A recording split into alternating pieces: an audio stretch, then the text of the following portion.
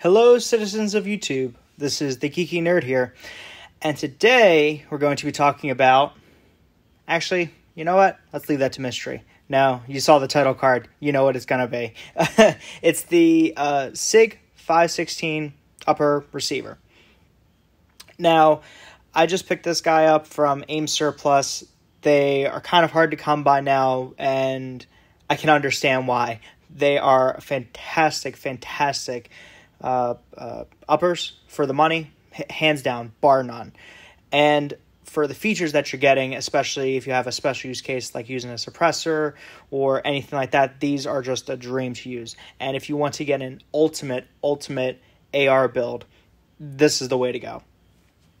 So, without further ado here, now I have opened it up to inspect it just to make sure everything's fine. But, you guys can see pretty much how I received it. Comes with this little foam here. And there she is. Ain't she a beaut? So pull this out here. Nothing else in the box. It does come with little foam padding on either ends. It does come with the manual here, which just all the bits and bobs here. But it's nice that they include that just for being an upper. So upper assembly installation instructions is good to have, and I'll explain why here in a second. For you guys that know, you already know what's so special about this. But for those that don't, stick around. So here we go. Back. Grip and pull. So here is the upper assembly in all of its glory. Now, this is a 14.5-inch upper, first of all.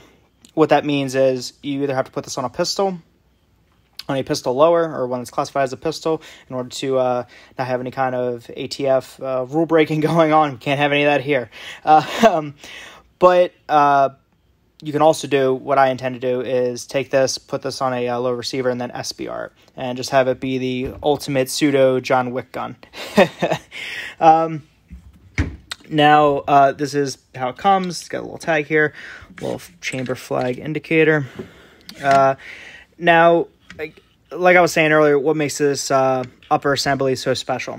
Well, one, it's $600. Now, hold on, before you say, geez, that's a lot for an upper. This has a lot going for it for that price. Now, again, I did pick this up at AIM Surplus.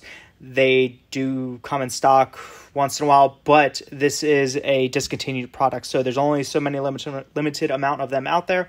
And if you find them, like I have, in and out, pick them up. But I would say do not pay what people are scalping them for. Essentially, is they're taking these and selling these around for $1,000 a piece, which is just insane. Now, while they are worth that price tag, the fact that they are available, you just have to wait a bit, for $600 is the only thing I have against it. Now, with the whole SBR part of the way, what makes this upper so special and warrant that price? Well, if you see here, we don't have a gas block, or we kind of do. It looks very peculiar up front. The reason for that is this is actually an adjustable piston upper. This upper assembly is a short stroke piston upper assembly. Now, for those people that don't know, most ARs, majority, have what's called a direct impingement, a DI system, which basically means that the gas is bled off from the barrel and then travels down a tube and then hits the bulk carrier, and the pressure from the gas expanding and going to the bulk carrier forces the bulk carrier back in weapon cycle, yada, yada, yada. What this does different is it almost acts like an AK. Of course, the AK is a long stroke gas piston, and difference between long stroke and short stroke, I'll get into that in another video. But what this does is, instead of sending that gas all the way back and basically defecating where it is ingesting at, the gas is coming up in the chamber in the block here, and then it is acting upon a rod that is then pushing on the bulk carrier, and all the dirtiness is happening up here instead of back here. Now, with this upper assembly, it does have an adjustable gas system, if it will focus there. There you go. And here, I'll take the bulk carrier out, because otherwise that's going to go flying.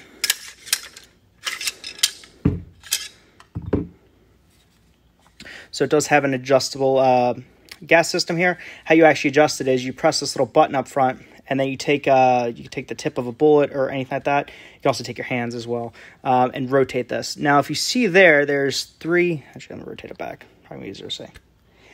It is a bit stiff, but considering how important this is, it better be stiff. You see there's three little dimples there. There's a small, medium, and a large one. Now, what that actually stands for is you have the large one, which bleeds off the most gas for adverse conditions. If this is running dirty, it's been going hot and heavy, or if it's just not cycling well, you can put it on adverse conditions, and it'll bring more gas into the system, and it'll cycle the action harder. Now, you don't want to run it on this setting constantly, but it's good to have. You have the second dimple there in the middle, which is your standard use case. You're just plinking, having fun. Now, the third setting is my personal favorite, and that is suppressed. So what that does is it bleeds off the least amount of gas because there's already an increased back pressure from when you have a suppressor on the front end of this. So it's the front end. The suppressor is essentially, even though this is having the lowest setting of gas with the suppressor on the front, it actually makes it pretty much like the standard middle setting, which is just awesome. Now, with this, if you do keep rotating this all the way, the whole piston comes out. I won't pull it out now. Actually, you know what? I can, because it's that easy. So here is the piston, the assembly, and everything that I was saying before. Gas is bled off here, if it will focus. There you go. And there's your three corresponding holes that you see there. Here's the rod, here's assembly, and this part is what's actually pushing on this part right here. So you can see the full assembly there. It's definitely a higher end system, I guess you'd say. And to put put the assembly back, you just put it back in the front housing here. Line it up. You really can't mess it up. Just line it up to where it's you can see it's kind of got a oblong shape to it. Lines right up. Then you rotate it back. Of course, got to press this pin. And there we go. So it actually does lock into each little divot there, which is just a nice thing to do. And to be able to adjust your gas system with just a flick of your finger is definitely a fantastic thing to do. Now, it does have a little notch right here in the front. If you see it, that will line up with the corresponding dimple, so you actually know which setting you're on.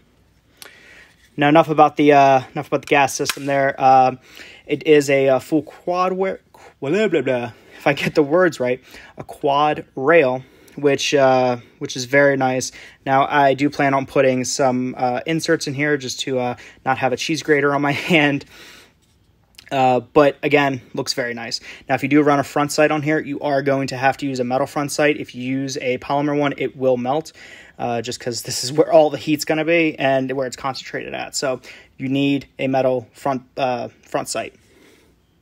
Moving on back, the rail is indexed to the upper receiver here via this little key, which is a nice little thing, so that way you always are getting in the same position that you were previously. You can see it's got nuts everywhere. Just to keep everything nice and tight. It does have a nice forward assist. And here we see the other side. SIG 516. Now, like I was saying, the SIG 516 was discontinued for civilian use, and the rifle itself was eventually discontinued in its entirety just due to poor sales and the H&K 416 overtaking it, which essentially, if you look at the history of this, the HK 416 engineers left HK, came over to SIG, and basically, instead of making a bunch of proprietary parts like the SIG 416 has, to where every single part has to go to HK for manufacturer warranty, service, repair, just anything. This has everything standard except for the system, which lends itself to a bit of increased reliability, but more importantly, more reliable functioning with suppressors, just for the fact that you have that adjustable gas block setting.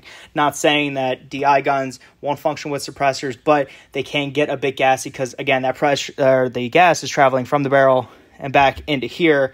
And if you get increased gas pressure, unless you have an adjustable gas block on your direct impingement, then, you know, your face is right here, to where up here, it's all happening up here. Now, this does come with a standard charging handle. I've seen reports that some people say they come with ambies. Mine, of course, came with the standard, but no big deal. Moving on over here, you can see the bolt carrier. It's machined down in a lot of places. Mainly over here, it doesn't have those two little holes that a standard AR has. For the simple fact, it doesn't need to. Same thing, it doesn't need a keyed gas block. It's actually just machined right into the bolt carrier because, you know, it doesn't it doesn't need any kind of gas venting.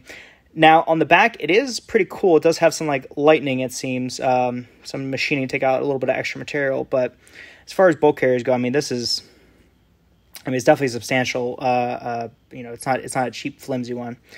Standard front, ejector, all that fun stuff. Now, as you saw, I haven't test fired this, used this, but every single thing I've seen about this have just been... nothing but praise and kudos and everything like that. The only thing that sometimes gets some people is the fact that it is the main ones that you're seeing, at least now on the market, is the 14.5 inch model, which means, again, you have to either get a pistol or use a pistol lower or have a registered SBR rifle lower. Otherwise, you'll be violating ATF rules. But yeah, with that, this is a fantastic upper assembly, built like a brick outhouse, and a cost to boot. I mean, basically what I intend on doing with this rifle, and again, keep a lookout on the channel here because I'm going to kind of make this the ultimate build, the ultimate John Wick build, if you want to say so, is that with the price of this and the full assembly, pretty much going to take every single part of this upcoming rifle and make it the highest end possible, or the best possible that it can be. No mil specs here, no eBay classic push pin or extended takedown pins, anything like that. This is going to be a ultra high premium build, and once I'm done with this, I plan on having it pretty much compete and exceed an HK 416 just in general overall use. So I hope you guys enjoyed the video. If you stuck around this long, thanks, I appreciate it. If you enjoyed it, please throw a like, comment, subscribe. If you have any kind of questions with it, or if you have one of these, kind of let me know about them. I haven't really talked to many people that actually have these. I've only seen videos and other articles and things like that. But I would love to hear your guys' opinion. If you have one, if you've seen one, if you have an opinion on it, otherwise. And yeah. I'll leave you guys to it. I hope everyone is having a wonderful, awesome, fantastic day, and I'll catch you guys next time.